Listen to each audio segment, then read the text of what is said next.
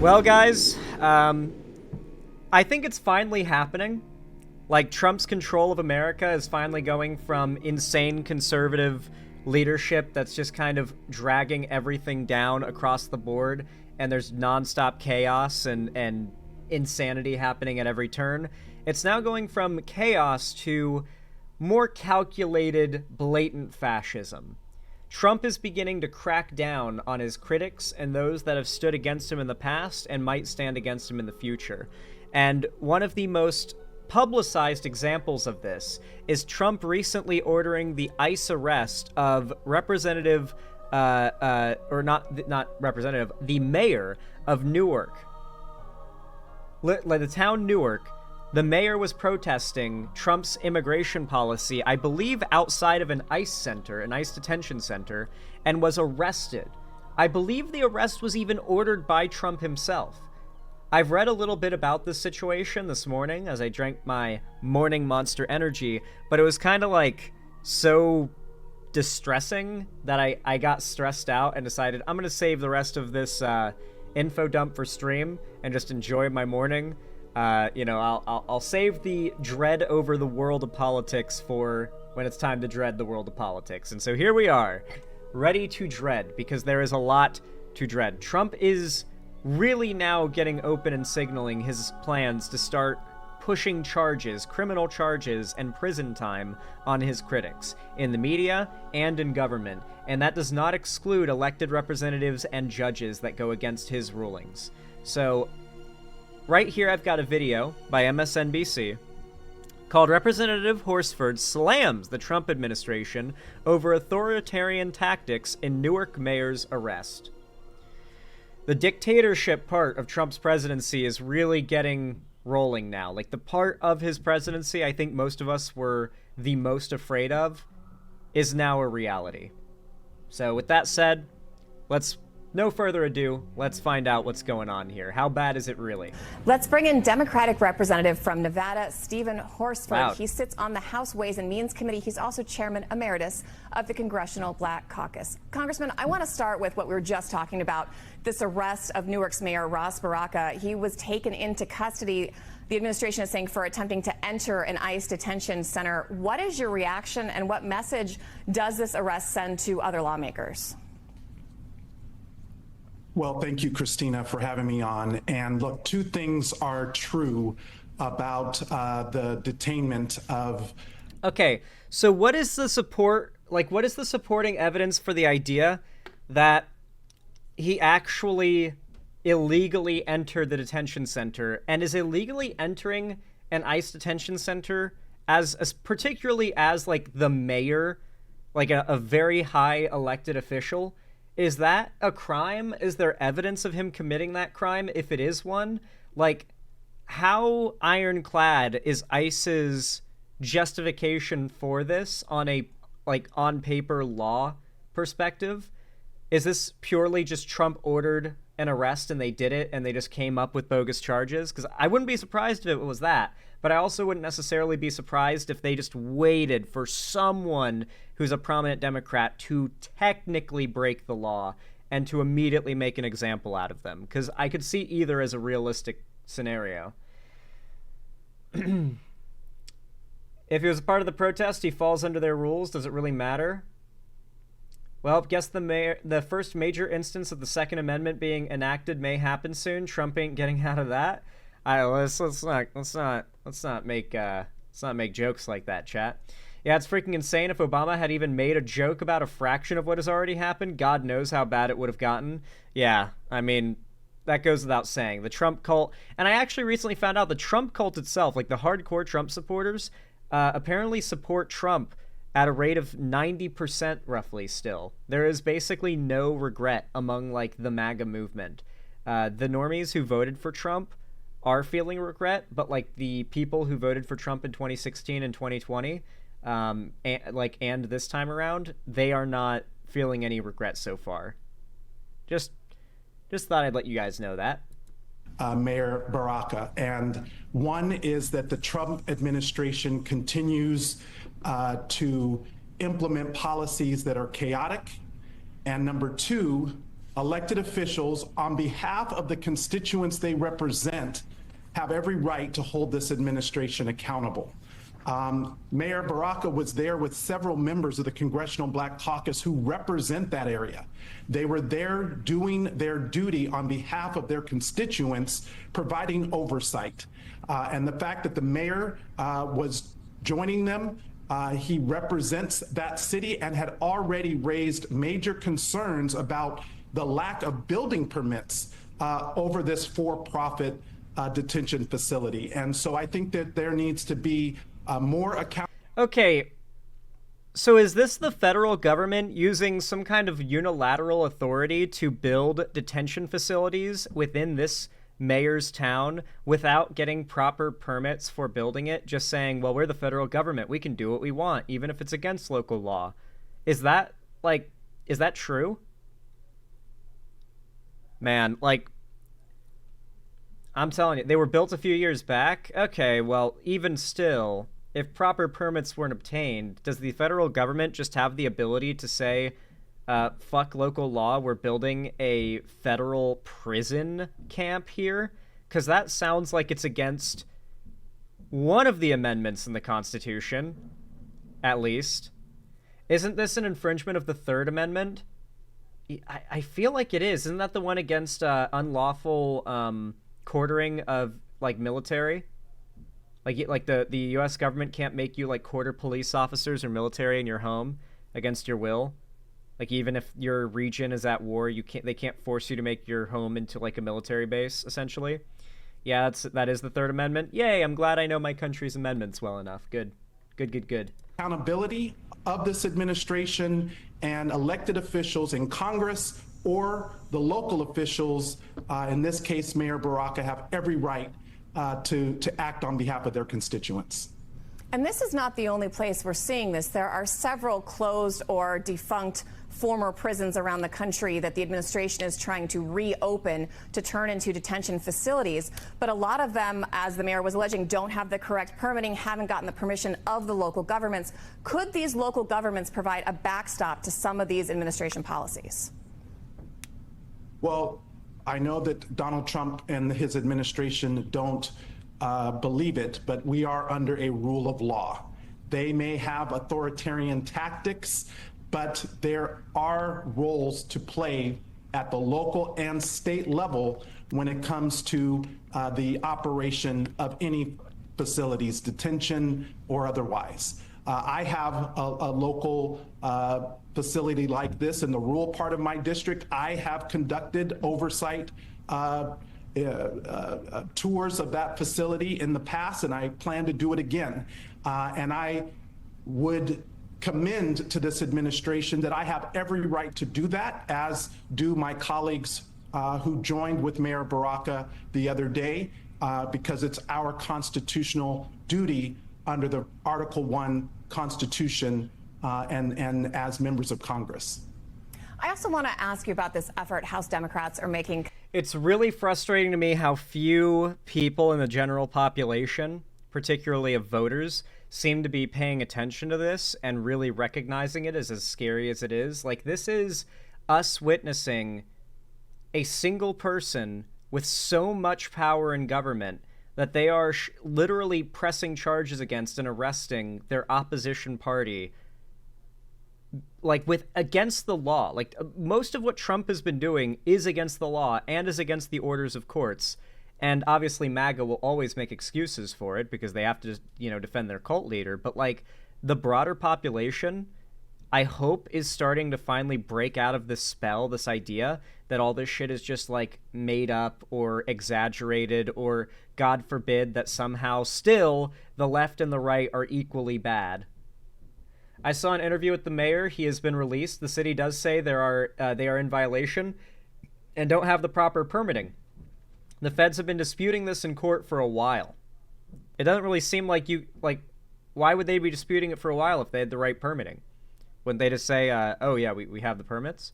Seems like what they're trying to argue is they don't need the permits, and that's why they've been in court disputing it for a while.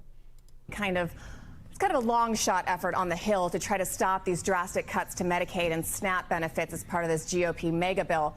All right, we're going to dig into some parliamentary procedure here, so stick with me. Maybe you can help explain it. But they've put forward a discharge petition, which, with enough signatures, would force a floor vote on the bill and prevent the House from making cuts to these key services. Can you tell us more about this Democratic strategy here, and do you think it's going to work?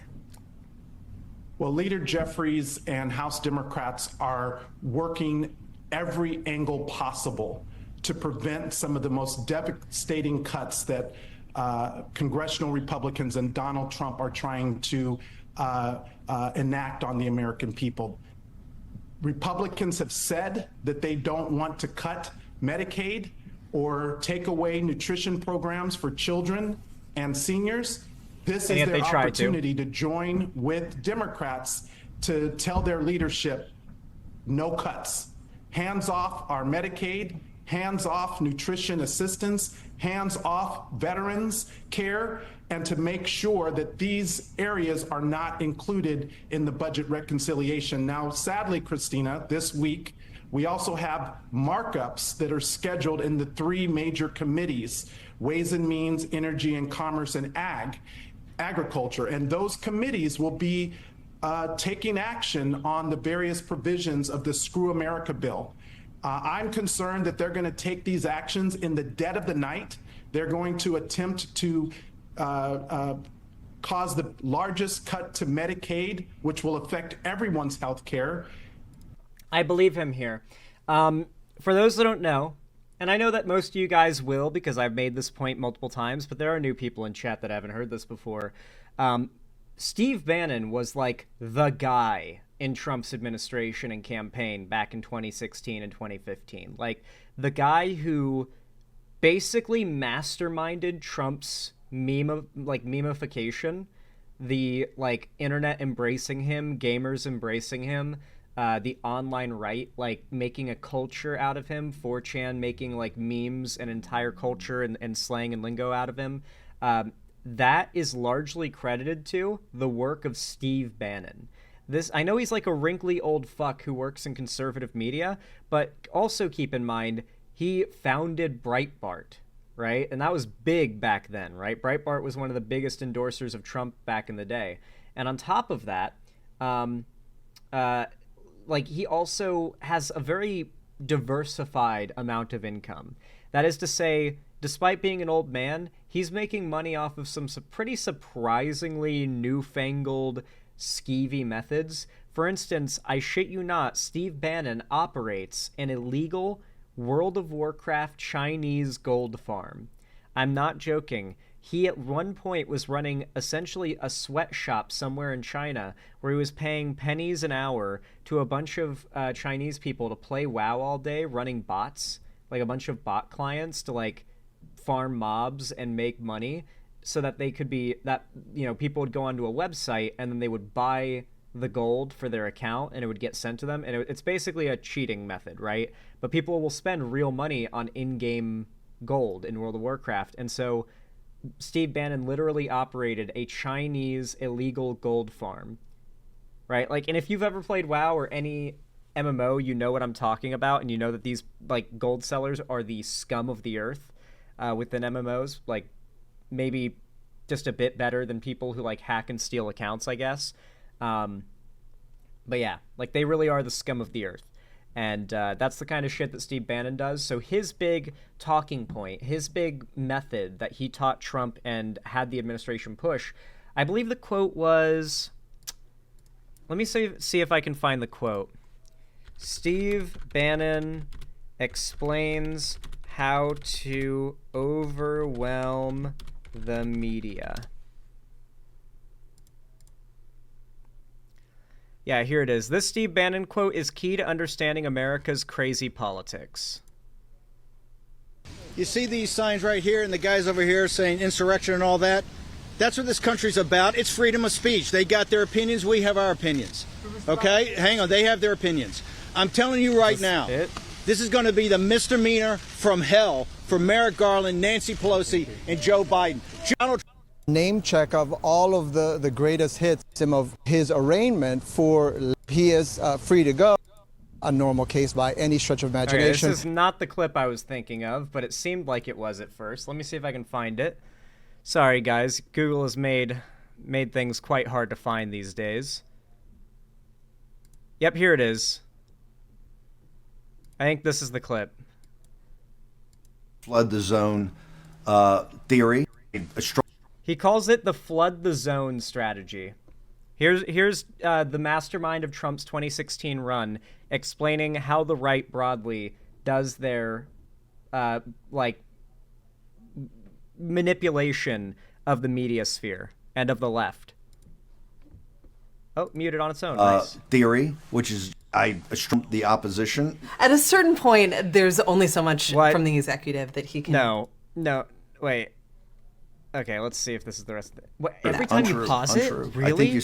Wait, Facebook mutes any video you pause. Who is designing these apps now? I need to know. Like, there had to have been some immense brain drain from these companies over the last few years, because, like, really? No one's fixed the videos pause, or videos mute themselves once you've paused them, even when they're full screened and you intend to immediately unpause it? That's crazy. Anyway, here's the rest of the clip. Okay, it's both scale. So yeah, it's all about flooding the zone, and the full clip is actually cut here. They cut out the part where he starts insulting left-wing media. Yeah, is this it? Is this the full clip of the flood the zone strategy explanation? Here it is. Here's the war room clip. Untrue. Oh my God! Why can I not find the original clip? Why? Why is the internet like this now? Oh my God. Oh my God. Also, I need the TV upstairs to be turned down because for some reason it's on my stream blasted loud as fuck. I can hear it from up down here.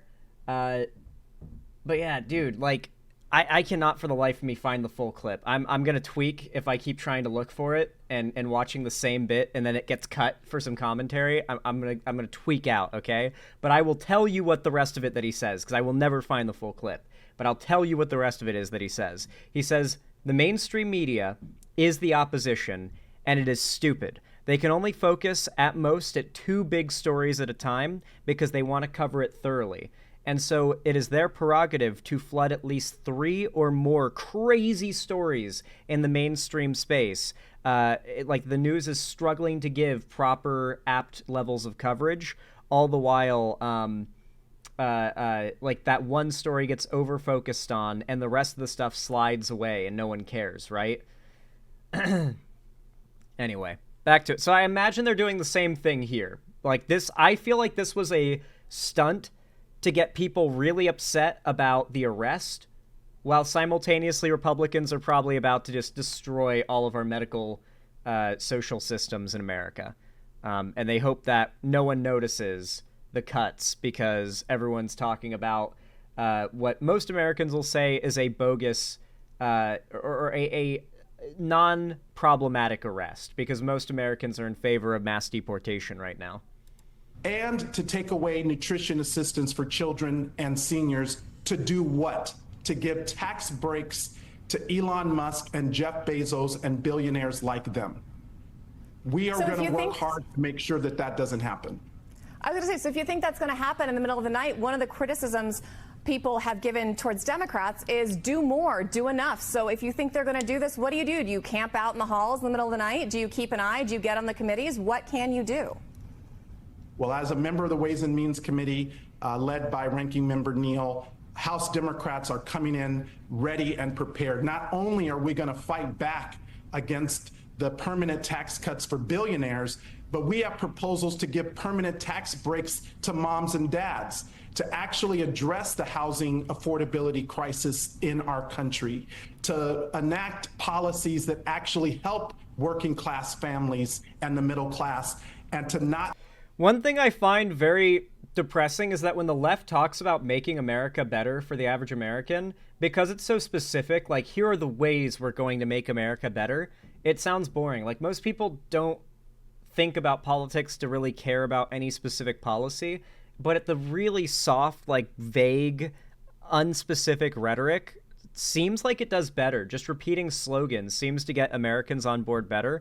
You'll notice that Obama did that very well. Like, granted I was 8 years old, but I can't really remember more than like a couple policies that Obama ran on. He obviously ran on the ACA, and improving the economy was definitely a focus post, Bush. But like, I don't really like know how many specific policies he was like repeating on a regular basis. Maybe he was, and I'm just not remembering because I was a child. But I feel like Obama's change rhetoric, like just his very vague hope and change kind of messaging, is what really got people on board, because the average person can't even pretend to understand like half of the policies that Democrats push for and how they're actually going to help them, you know? Like most people just don't understand specific policy, and so they don't really want to hear specific policy discussed. Do that on the backs of Americans by causing these taxes, which are, these tariffs, which are taxes, to be enacted on the American people. We have a comprehensive approach, and it's led by Leader Jeffries and the ranking members of those committees. I also want to ask you, since you represent Las Vegas, a big service industry town, one of Trump's most repeated campaign promise was no tax on tips. It's part of this, quote, big, beautiful bill, as they've called it. The no tax on tips thing is a really good example of like the fake, like whenever it is a policy that Republicans will try to push, or that like a populist will try to push, it's always the most like nonsense policy when you think about it for a minute. Like no taxes on tips, right? Like, how many people are making money off of tips and are severely hurt financially by having to pay taxes on them? Probably not that many. Like, because if you're paying a lot of taxes on tips, chances are you're making a lot in tips, right? And there are people who make a lot on tips, to be fair. There are people who can make $1,000 a night on tips at a bar. There are bars like that and locations where they have busy nights every night, don't get me wrong. But most people are probably not making an immense amount, even cumulatively over the course of a year, on tips, and are probably not paying that much in taxes on them. But if you even promise people they have to pay a little less to the government, like, listen, I've said it a million times, Americans would elect the corpse of Hitler if Hitler's corpse promised that gas would be 10 cents a gallon, okay? They would do it in a heartbeat without a second thought, and they would have no regrets if the policy wasn't followed through on. You just called it something else I can't repeat. But, the Economic Policy Institute argues that this would actually hurt more workers than it would help. What is your take on this? Do you support eliminating tax on tips, or do you... Also, I highly doubt that most people who work for tips actually pay their taxes on tips. Because is it like, I guess they log them? I don't know. I haven't worked at a restaurant before in my life, so I've never gotten like tipped in that way. I don't know how that works, but I feel like a lot of people who work for tips probably don't file that shit on their taxes. I feel like there's a lot of tax evasion happening, more likely than not, in the world of like restaurant workers and their tips, like their cash tips. Do you support leaving it as is? So I have introduced legislation based on the input of the workers in Las Vegas and across the country. My bill, the TIPS Act, not only eliminates the tax on tips, because a tip is a gift, it is not a guarantee. And in many places in the country, people are getting paid as little as $2.13 an hour. And so my bill does two things. One, it lifts the wage of tipped workers to at least the federal minimum wage or higher. And it ensures that there are safeguards so that if the no tax on tips policy is implemented. That is a good policy. Would you rather you get paid at least minimum wage and you pay no tax on tips, or you get paid $2.50 an hour and you get no tax on tips? I'd say the minimum wage at least on top of my tips. I'd take that for over. Yeah, I think that's a real good policy, personally. I don't know how more people aren't hearing that and going, oh shit, sign me up. Implemented, we make sure that workers continue to pay in for their Social Security, that it's capped at a certain amount so that it can't be abused. And lastly, that hedge funds aren't able to call this program a gift and no longer pay tax on it. So those are important safeguards that my bill includes. All right, Congressman Stephen Horsford, thank you so much for joining us. Man, and I don't even think this is the end of the story when it comes to the arrests on Democratic figures or Democrat figures that Trump is going for. If I'm not mistaken, I had gotten linked a story that expanded on this. Okay, maybe I was wrong about remembering that, but this is apparently, I correctly predicted this would happen. But a man accused of posing as an ICE agent sexually assaulted a woman at a motel. A man in Raleigh, North Carolina impersonated an ICE officer and threatened to deport a woman if she did not have sex with him. Carl Bennett Jr., 37, was arrested in Raleigh on Sunday for the incident at a Motel 6, according to an arrest warrant obtained by WRAL. Police stated Bennett, quote, threatened to deport the victim if she did not have sex with him, unquote, and, quote, displayed a business card with a badge on it, unquote. Wake County Sheriff's Office reported he faces the following charges: breaking and entering, breaking/entering to terrorize or injure, kidnapping, 2 counts of second-degree sex offense, second-degree forcible rape, assault on a female, impersonating a law enforcement officer, possession of cocaine, oh boy, and possession of drug paraphernalia. Yeah, they're gonna put him away for a hot minute. ICE has been in the spotlight after Donald Trump authorized raids across the country in an effort to crack down on illegal immigration.